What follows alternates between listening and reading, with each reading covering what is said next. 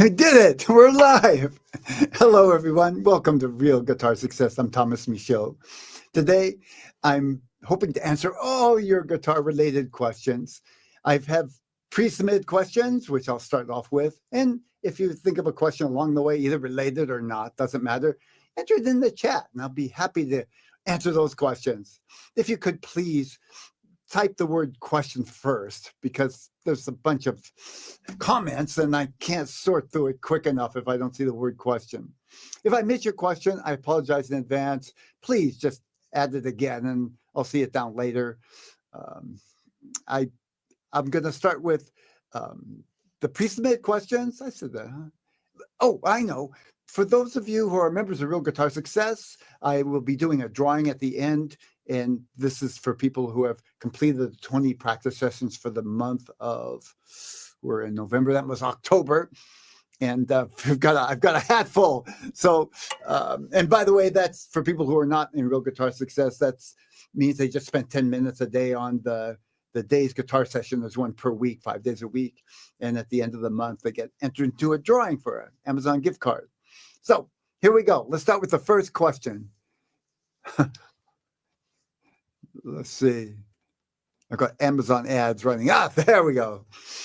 If I want to learn, this is by Shulami. If I want to learn standard notation, what is the best way to go about it? Can you recommend a program, website, or book? So Shulami wants to learn to read standard notation. Guitar tab is one way to read notes for guitar, notation for guitar, and standard notation is the same music that piano players read and all other instruments. There's value to reading standard notation, but I think the first point is to really decide if that's really the best way to spend your time. Time is a limited resource, and even though there's certainly value in learning standard notation for many guitar players, it's not the best use of time. They're just not going to use it enough, one, to get their investment of time back. In other words, they could be practicing something else and make more progress. But two, if they don't use it enough, you're just going to lose it. It's just like learning a language, taking a course, and then you don't use it. You just kind of lose everything that you learned. So that said, I'm not trying to talk anybody out of learning standard notation. Just be wise about it. Think it out. Is this the best use of your time? Because this is going to take time. It's a language, and it's not something you just read a book and you know it and away you go. So with that said, certainly a good place to start is to just get the basics. I have a blog post called How to Read Guitar Notes, and it tells you the basic of notation. That can be very useful.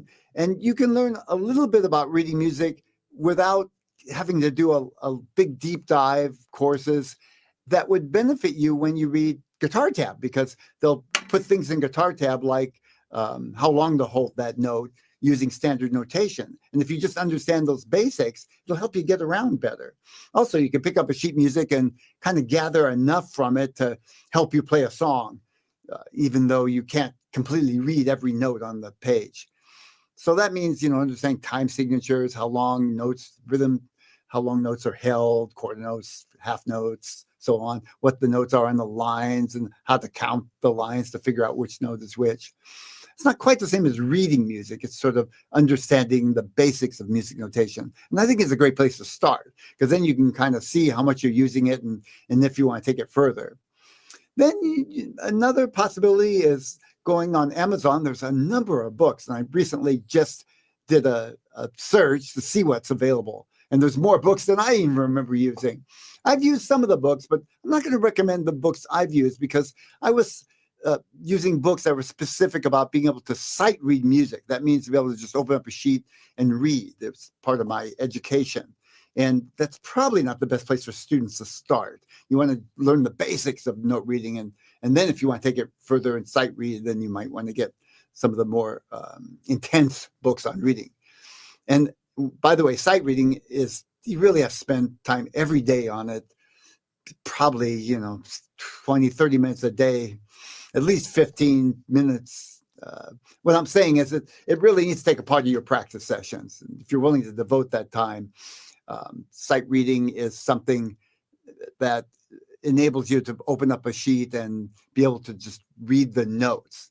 If you don't have a practical use for that, it's probably not the best use of your time.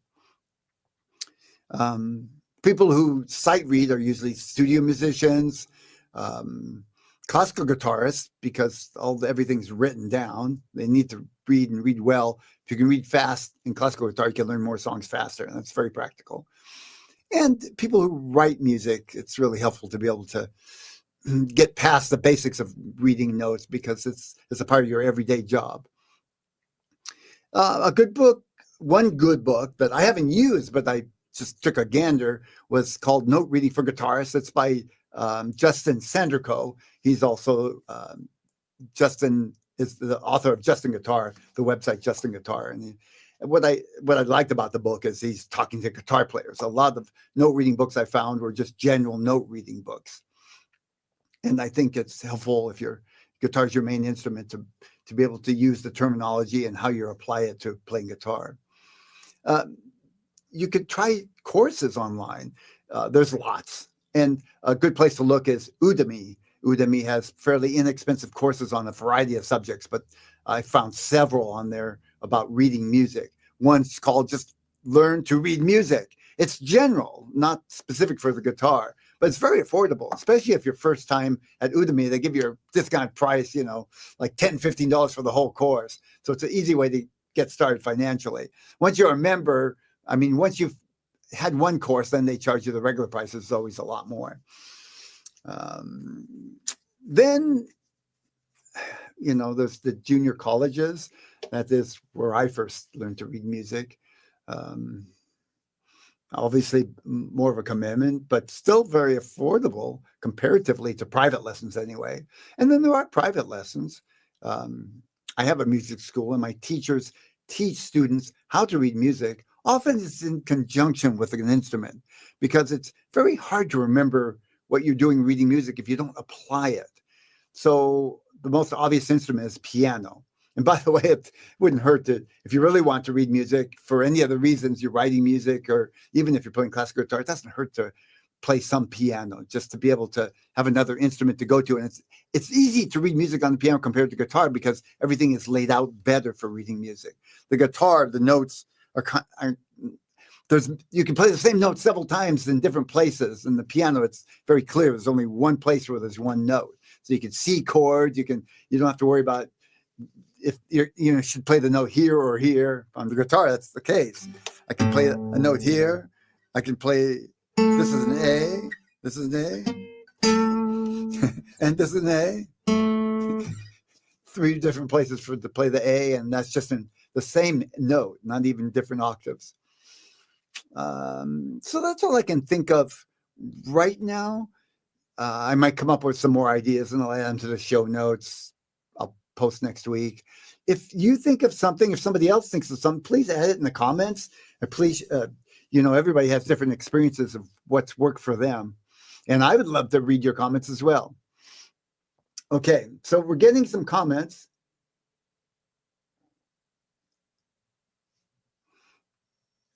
Okay, just making sure that everybody can hear me and everything.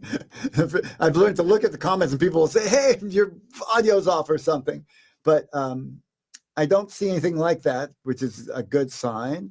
Hi, everyone. Yes, it's good to hear everybody working, everybody here.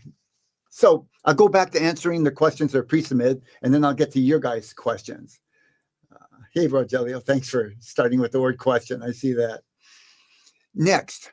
How important it is to use the finger indicated in the tabs to play a certain note or chord. This is by Tom. For example, often tabs say to use the third finger to plan on the 3rd fret. I often find it easier to use my pinky instead of my ring finger. Is that a problem? So no. A couple things about tab. Tab, when you find tab on the internet, they're usually made by a variety of people of different skill levels. Some are professionals, but a lot of them are amateurs and some really not very good at it. So the quality of the tab varies tremendously. it's a crowdsourced thing. These sites with tab let people just write tab and submit it, and they pretty much just post it. So you have to take third fingering with a grain of salt, first of all. It's not necessarily the best fingering, just because you see it on the tab. And second of all, everybody's different. So it really is okay to find out what works best for you. I've learned from experience to listen to professional advice, but then run it through, some trial and error and tests, giving weight to how professional, where the advice is coming from, how professional it's coming from. Sometimes the pinky does work better than the third finger and so on. But I would encourage you to experiment, not just, you have to be careful. When something seems easy at first, it doesn't mean it's necessarily easier in the long run. So take into account other advice and other options as well. The other thing you have to consider when you're playing music on the guitar is if you use a certain finger for a note and that feels fine, you have to decide if that's the best place considering where you're going next. So I'll play a note sometime on the guitar, let's say a scale. I'll play a scale like this. Well, I'll play a scale like this. There. So I might say the best place, the easiest way for me to finger this would be the first finger and third finger. But now when I go to that next note, I can do it, but it's easier if my finger's right there. So I'm going to play instead the second and third and pinky and then the first note. That's just a kind of a very basic example of what I'm trying to say. When you're playing notes on the guitar, depending on where you're going, sometimes one finger is better than another. Just taking that into account when you're deciding what fingering to use. Thank you, Tom. Good question. Cecil asked, what's the difference between the major and minor scale? So I can approach that question from different ways. The first is sound.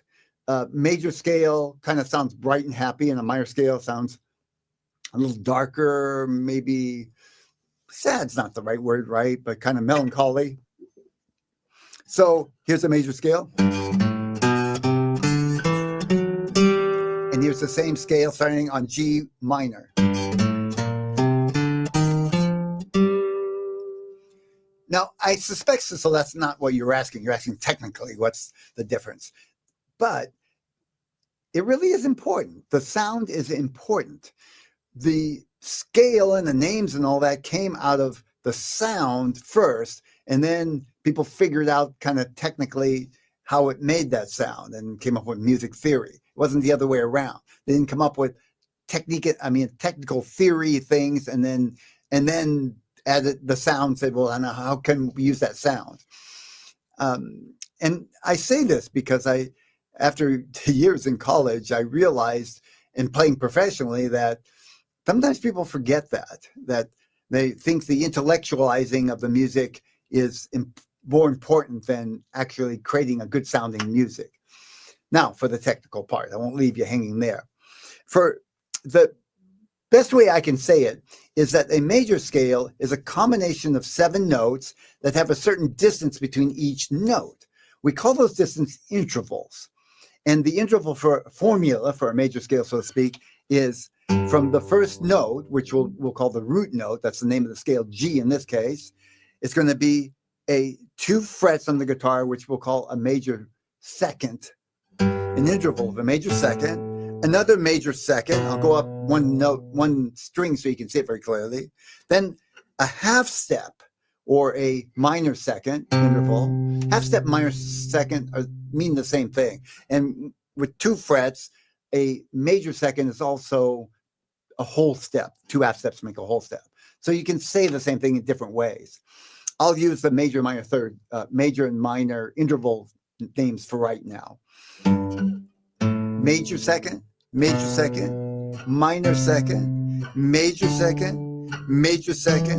minor second. No, I'm sorry. Major second, and then the minor second. And we're back at G at that last minor second. The degrees are 1, 2, 3, 4, 5, 6, 7, then again, 8. Way up here. Okay. For a minor scale, different intervals. Starting from the G, we're going to have a major second, same. Then the minor second. There's where that first minor sound comes in. Major second, 2 frets, major second, minor second, major second, and major second. Different formula. And that's what makes a minor scale. No matter how you finger and play it, you're going to end up with those intervals, no matter where it is on guitar. If you play a minor scale, it's going to have that formula, those intervals. No matter where you start, it's going to have the same intervals. In other words, if I start on C and I want a C minor scale, I apply that formula. Whole step, half step, whole step, or I was saying major second, minor second, major second, major second.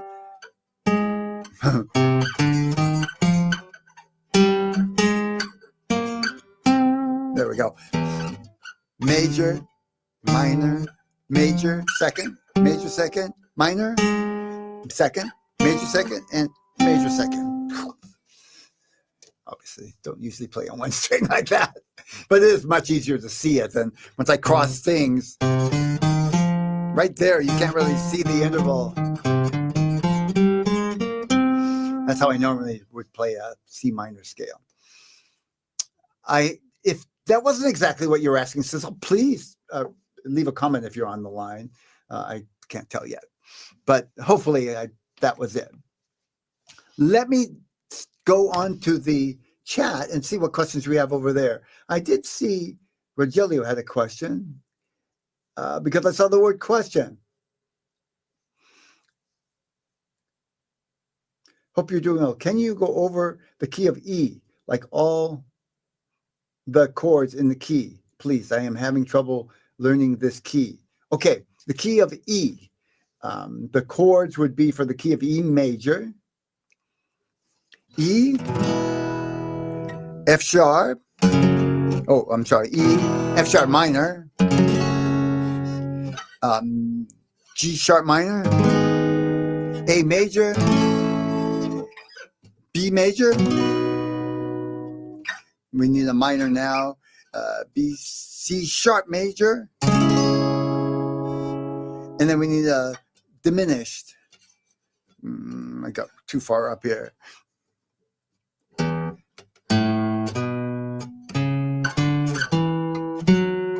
There we go.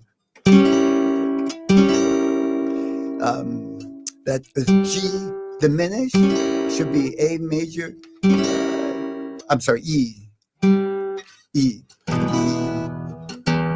F sharp, G sharp, A, B major, C sharp minor, and that would be D sharp diminished. There we are, D sharp diminished. Got it.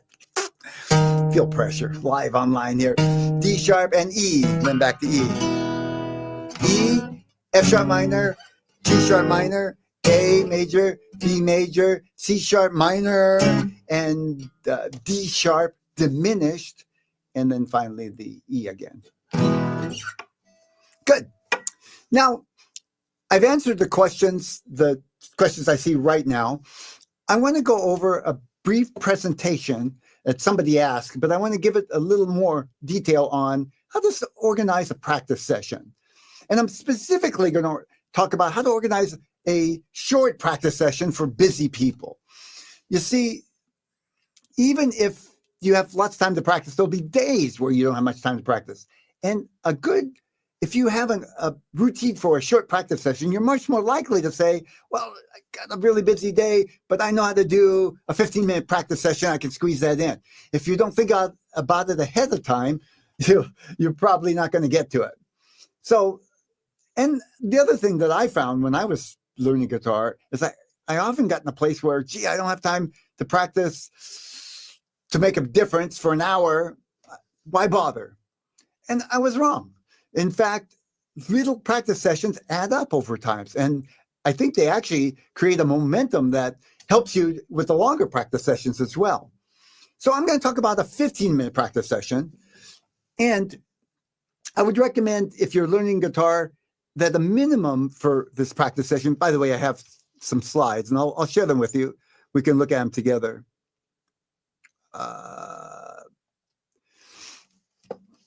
A minimum practice session, I think, is 10 minutes, 10, 15 minutes. But let's go with 15 just as a nice round number because I can work with that. And I would say 3 times a week. If you want to make steady progress, the key here is not that you wouldn't make progress if you skip a week or if you only practice twice a week. It's just that you'd make such slow progress, you're more likely to just get discouraged because you're not seeing enough progress. So what I'm after is kind of enough progress that you can see over time to keep you motivated. 3 times a week, 15 minutes. Of course, I'm hoping you'll practice more, but let's just call that the minimum.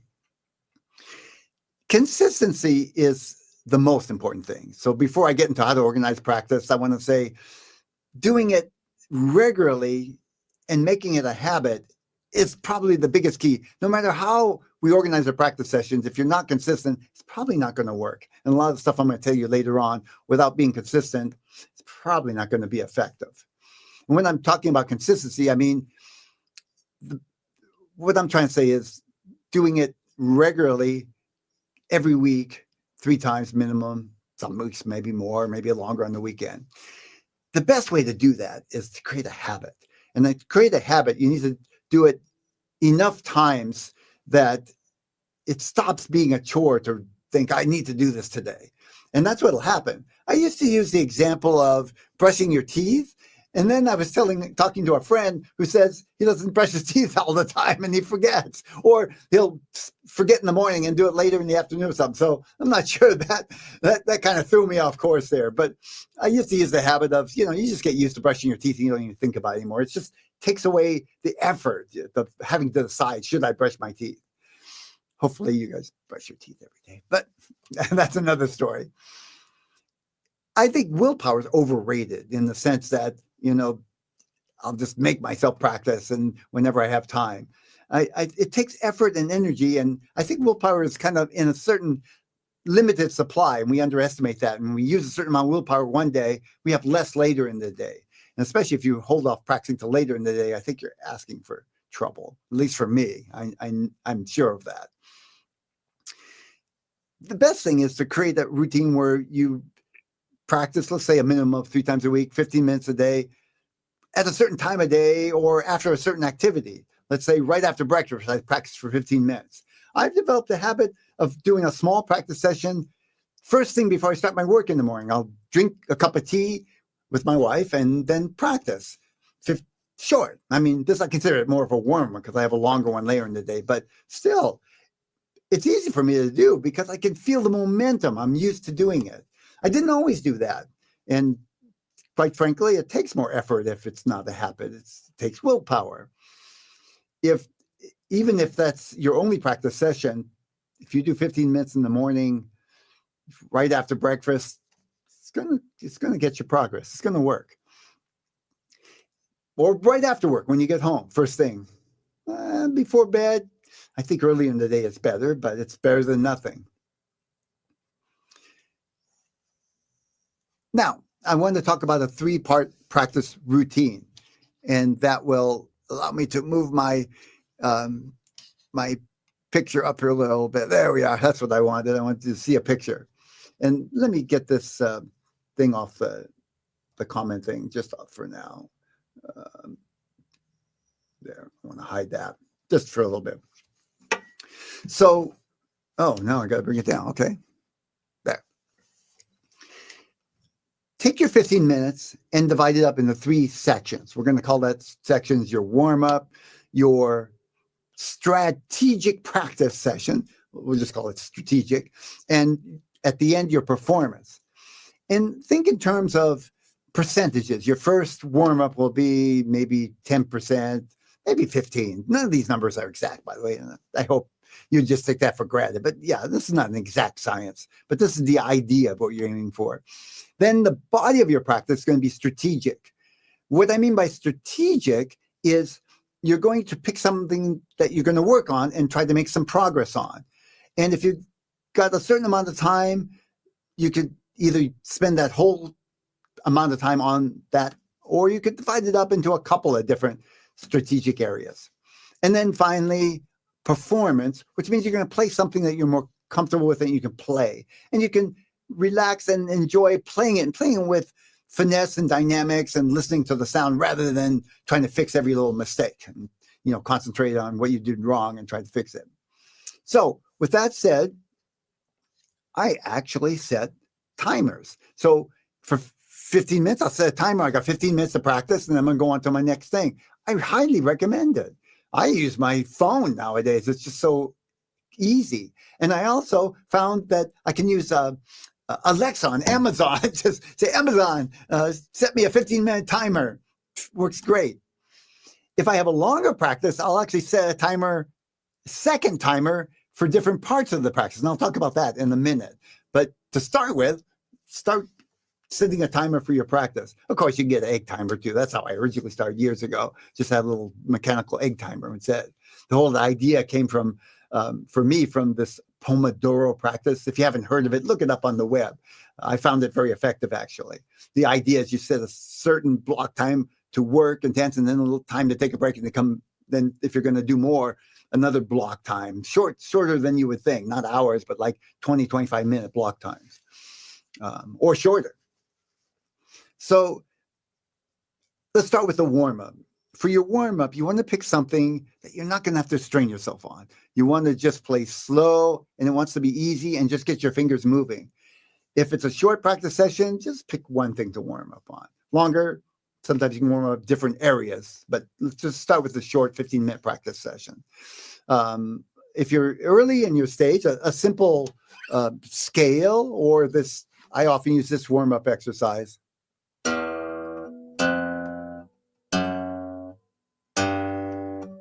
Call it a finger developer, just playing one fret at a time. If you've been playing a little bit more, something more up here with your pinky involved would be good.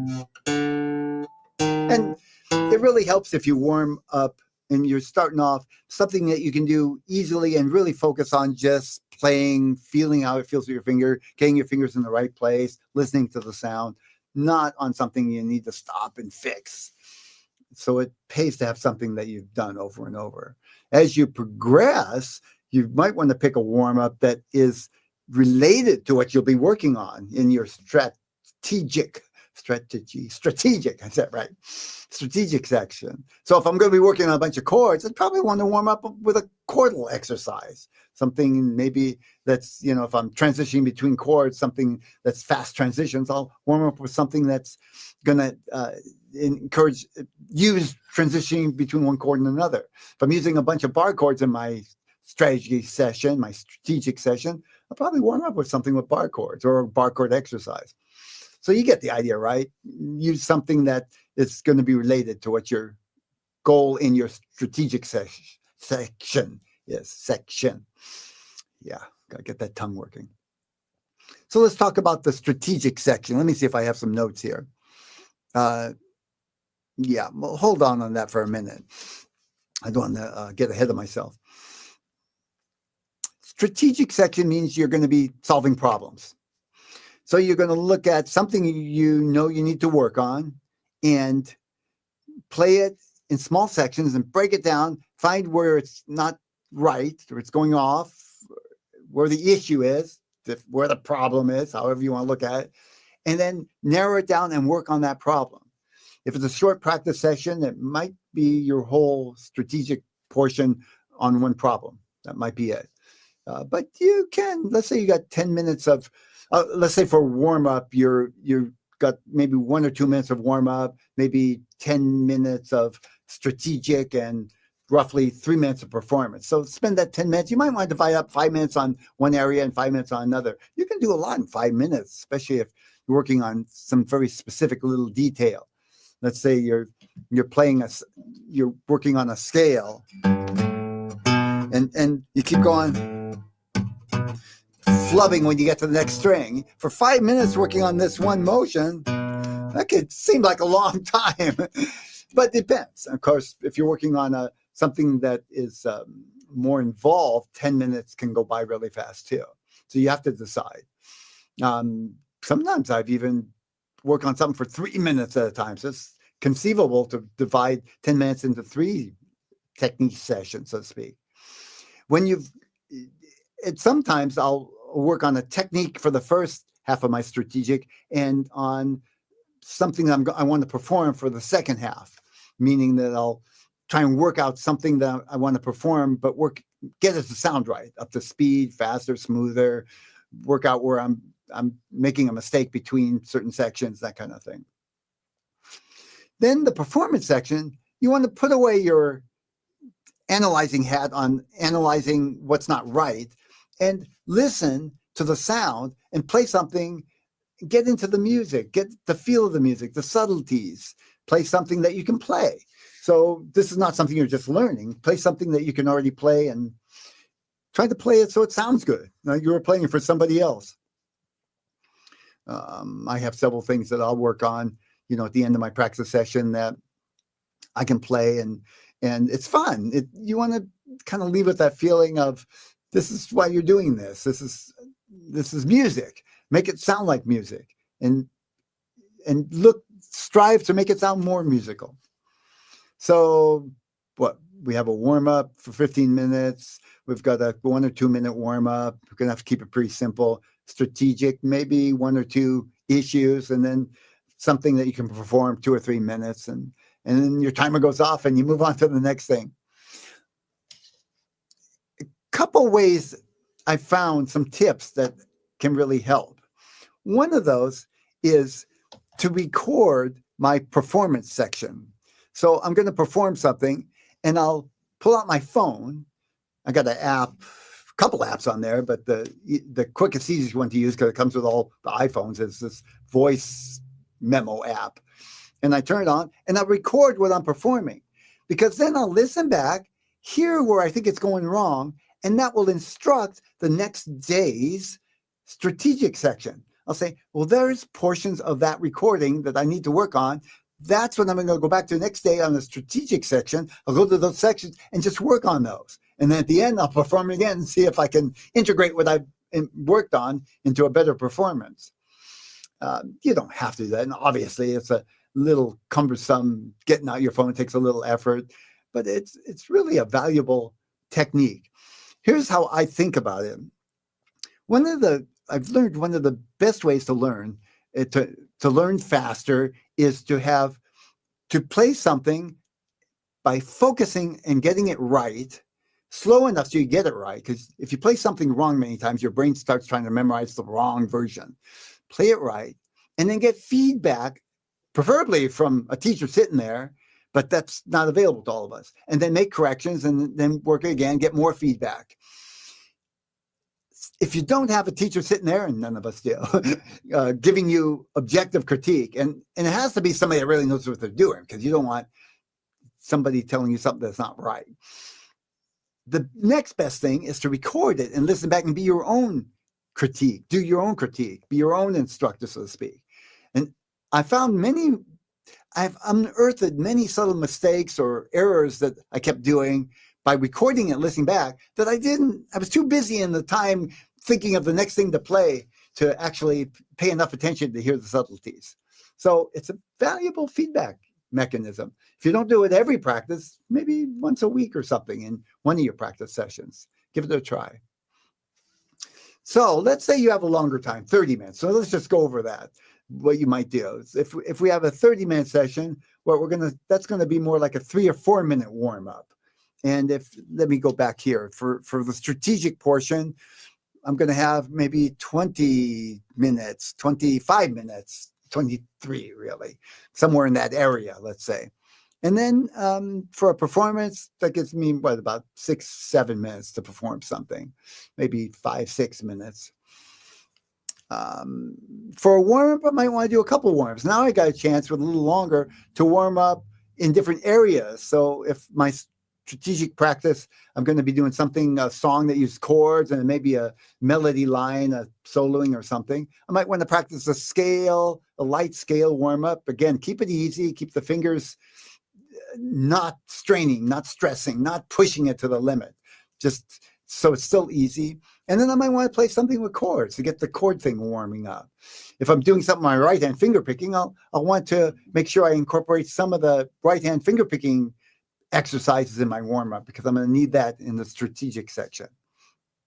Then when you get to your strategic section, you've got more time to work on. So you might want to divide it up, work on some different techniques. And if you're working on some particular pieces that you want to play, you might want to work on techniques that will enhance those pieces. If you're improvising, of course, you want to work on playing some scales, or playing some licks that you're incorporating into your improvising, or some arpeggios.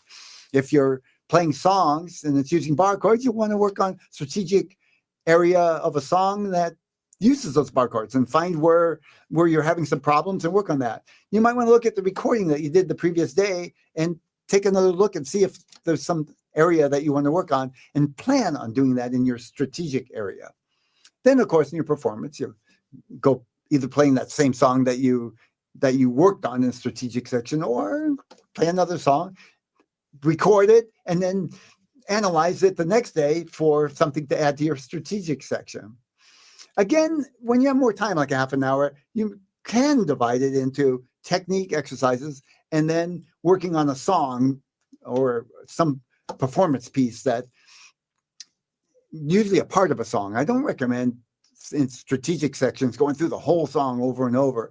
Maybe once to see how it flows, but it's an inefficient way to practice, to go from beginning to end of the song and then find you've made a couple of mistakes and then start over. Narrow in on those areas. It is work. And I don't fool yourself into thinking that it won't get frustrating at times. It will. It takes focus and attention. That's one of the reasons it works, because it demands more of your focus and attention than just playing through the song kind of, mindlessly and trying to get it right the next time around. So there's ways to deal with that. One of the ways that I like to deal with this is once a week. Let's say you're practicing 3 times a week. Take one of those days and just play for fun. Don't worry about strategic practice. Just play through pieces that you like and try to play musically. Hopefully you're playing 4 or 5 times a week. So, what I do is I take one of my days of practice and just play through pieces once in a while, and pieces that I made up. I really like doing that, or just improvise with a backing track. And I find that a lot of fun without worrying about getting everything just right. Just see what comes out. A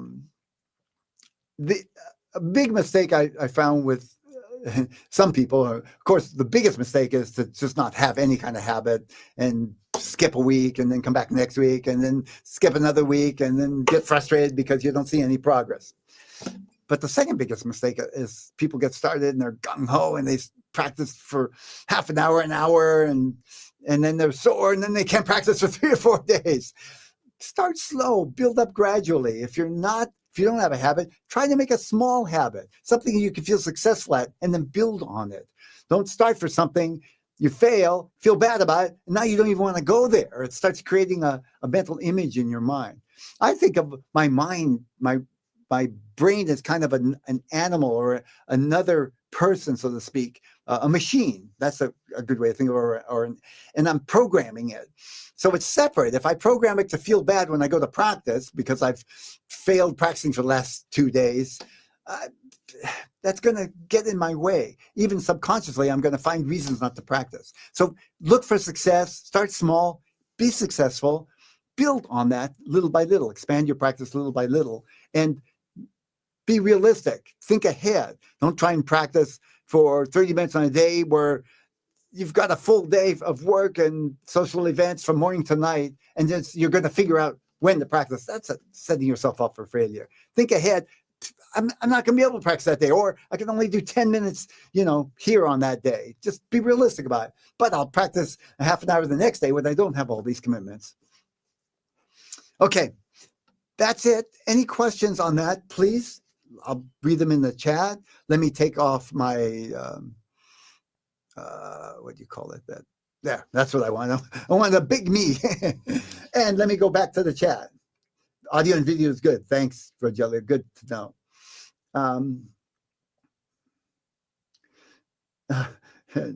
And somebody agrees with me. Sharon K. Thanks, Sharon.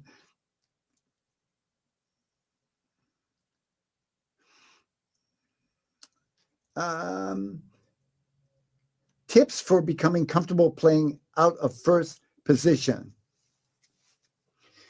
So quick, what's first position? That means playing so that they're open notes.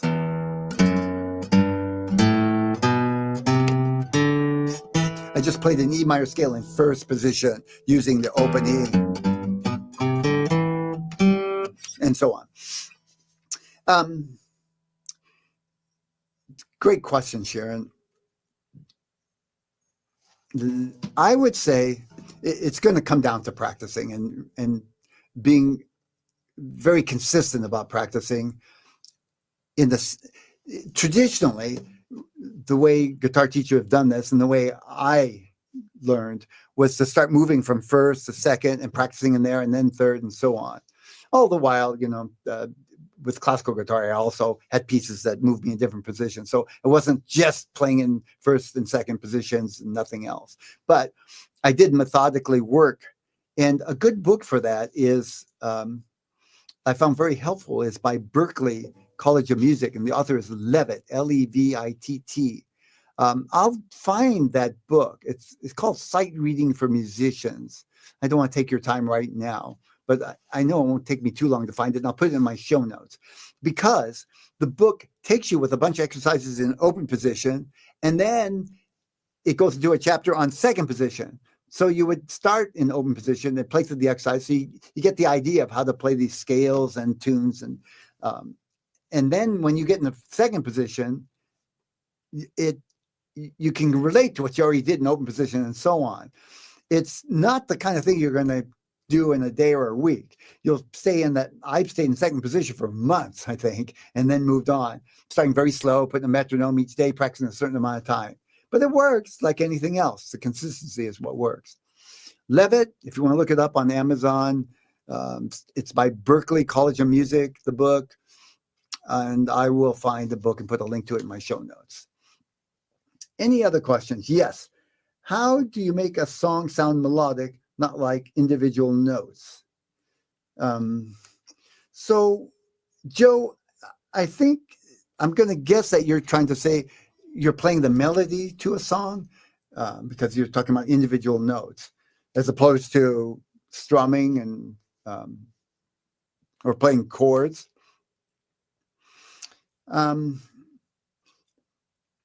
The first thing I would do if I were playing the melody to a song is I would play the scale and just get comfortable with the notes so my fingers could go there more easily. What you want to do is kind of deal with one issue at a time, and that is just getting the right notes for the scale, for the song, the melody. Then second of all, practice the melody for the song so it comes fairly easy. Now you're separating, memorizing the notes, so that you can pay attention to playing the song itself more musically, more melodically, so to speak. I think the biggest problem I hear with people who are playing a song that doesn't sound musical or melodic is that they don't really know the song well enough. And they're still struggling with getting their fingers in the right places at the right time. And they can't really think of all the subtleties, like how loud or how soft. Playing melodically and musically means a lot of subtleties: soft, loud, a little faster, slower, the right rhythm, a little more emphasis on some notes, less, and all those things are judgment calls. If you want to get better at making those judgments, listen to music and try to imitate it. Listen to lots of different music. Certainly listen to the song that you want to play and hear where the subtleties are. Learn the song well enough to where you can pay attention to that. Otherwise, you'll be swimming upstream the whole time. That said, if you have any clarifying questions, I'd be glad to answer them. Go ahead and add them to the chat, Joe. Okay, it looks like I've answered all the questions for now. I'll go ahead for the drawing for this week. And for those people who came in late, I'm once a month, I do a drawing for members of Real Guitar Success. And what this is people have completed the practice sessions in Real Guitar Success. There's 5 sessions a week, one's a day. And when they spend 10 minutes, they check it off and they get it into a drawing. It's meant to be fun and to encourage the practice. And I incorporate all kinds of, we take each week a song or a theme and break it down. And at the end of the week, put it all together. So we've got a hat full of names here. And I'm going to pick one for this month. And this one is David. David, you are going to get an Amazon gift card today, actually. And everybody else who's in the drawing, has completed the sessions, you're a winner too. The real winners here are just that you got better at playing guitar and you've been exposed to more things to work on. All students can add those to their favorites. In other words, they can bookmark them and come back to them later if you want to work on some more. So congratulations, everyone. Any last minute questions? Let's take a look. I don't see anything. Looks like I'm going to close up for today. Thank you all for joining me. It's been a pleasure being here. And I will be back the first Thursday of next month. Feel free to send me your questions ahead of time.